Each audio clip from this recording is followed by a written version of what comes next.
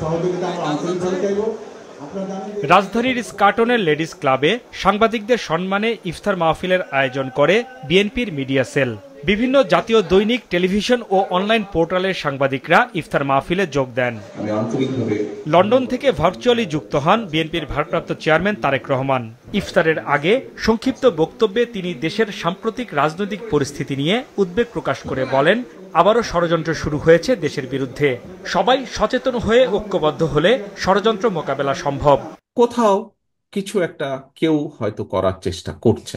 বাংলাদেশ সেই সেনাবাহিনীকে আমরা দেখেছি বিতর্কিত করার চেষ্টা করা হচ্ছে, জনগণের মুখোমুখি করিয়ে দেওয়ার চেষ্টা করা।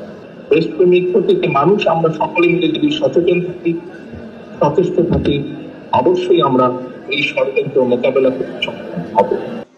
অনুষ্ঠানে বিএনপি মহাসচিব মির্জা ফখরুল ইসলাম আলমগীর বলেন, সেনাবাহিনীকে বিতর্কিত করা কারোর জন্য মঙ্গলজনক হবে না। একটা নতুন চক্রান্ত শুরু হয়েছে। এই চক্রান্ত হচ্ছে বাংলাদেশকে আবার অস্থিতিশীল করা, বাংলাদেশের সার্বভৌমত্ব যেন বিপন্ন হয়, আমরা যেন আবার অরক্ষিত হয়ে পড়ি।